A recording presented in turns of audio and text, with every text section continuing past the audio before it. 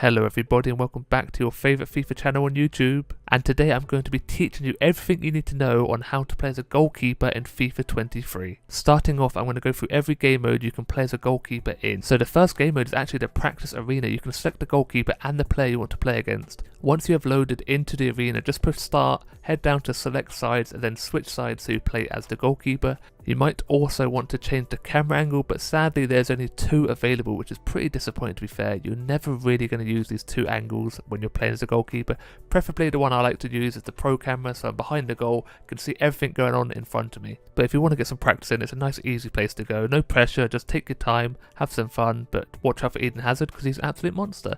The next game mode is obviously Pro Clubs. You can make your goalkeeper, play online with other people. I'm not too into that, so I'm going to skip straight into my bread and butter career mode. You can select an already active player. I selected De Gea here. Play your whole career as De Gea or make your own, which I love to do. Be a goalkeeper is my favourite series on this channel at the moment. But now we are going to move on to the basic controls and all controls you need to learn when you're playing as a goalkeeper. We'll start off real simple. The left analog stick moves the player like with every player in FIFA, but with the goalkeeper there's actually a little bit of delay, so watch out for that. It's a bit annoying, but you have to deal with it. Also, right trigger sprints, simple as you like. Now, this little marker here is probably going to be your best friend. It's the auto positioning indicator. If you hold down the left bumper button, it will actually drag you straight to that position. This is the position the game best thinks is suited to that situation you are currently in. A lot of the time it works fine, but as you play goalkeeper more and more, you will naturally get better at positioning, so try not relying on that too much. There's also a bug in the game currently, which you can see here doesn't quite work all the time. Now, if you're frightened of missing out on all the action up the field, all you have to do is push the back button and it will drag the camera all the way up to the ball so you can watch everything going on.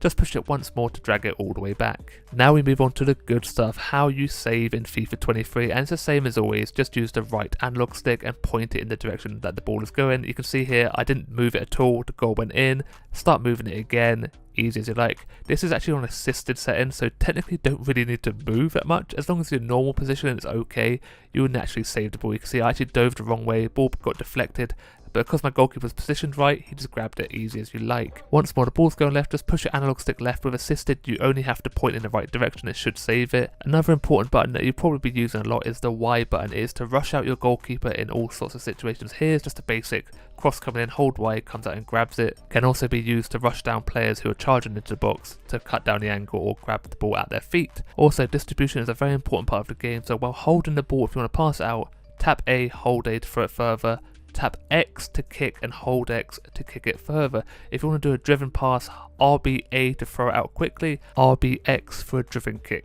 Driven passes are used to distribute the ball a lot quicker. Now we move on to the nightmare of all goalkeepers, the rating system. It is terrible in FIFA, it doesn't work for goalkeepers at all. The only way not to get subbed off is to make saves, and sometimes you will not get any shots against you, so you would get subbed off for doing nothing, which is pretty disappointing. In the controller settings, there's actually only one thing you can change for goalkeepers, and that is save assistance. There's 3 levels: assisted, semi and manual.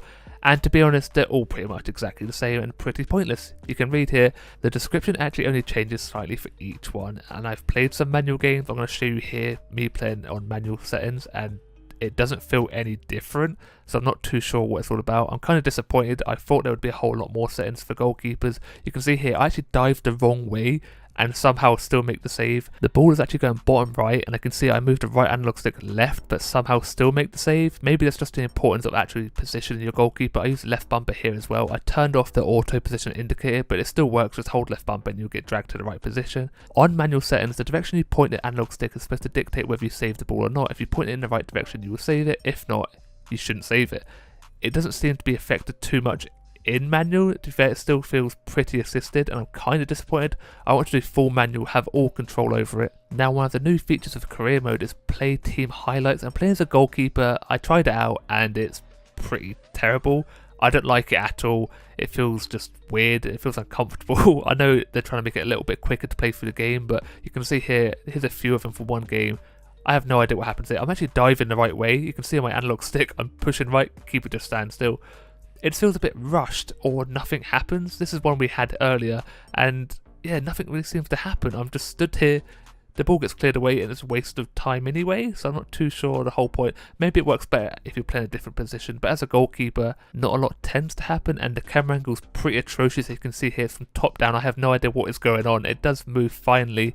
I just feel like they need to give you a little bit more time to get set. This one's not too bad. They do play the ball around a little bit, pass it across. It's actually make a fantastic save, push it out onto the post. But yeah, it's okay I suppose, but I don't really feel it. I like to play the whole game. You get the feeling of the game. Overall, it just feels very rushed. I really don't like it personally. It might be good for some people, personally not for me. If you do like this type of game mode, let me know why, because I feel like I'm missing something, because I just don't feel it. I don't know why. One last thing you can do as a goalkeeper is obviously the training sessions, and goalkeepers have been done absolute dirty once more. There's actually only 3 goalkeeping training sessions you can do, and you can only do 2 at a time, so it's even worse. So majority of the time you're going to spend doing the same one over and over again. But on the upside, it's good practice. You can see here I'm actually only using the left analog stick. This is what I mean by positioning is key. Without actually diving, I can just stand here in the right position. Your goalkeeper will automatically save it. Once again, this is all on manual settings, which is still disappointing. I want to be making mistake after mistake. I want to learn the hard way, but EA are making it way too easy. But that is going to be it for this tutorial. If you have any questions, let me know in the comments below, and I hope I've helped you out just a little bit, if not a lot. If it did help you out, remember to leave a like on the video. It really does help out the channel. And as always, look after yourself, stay safe, and I'll speak to you next time. Goodbye.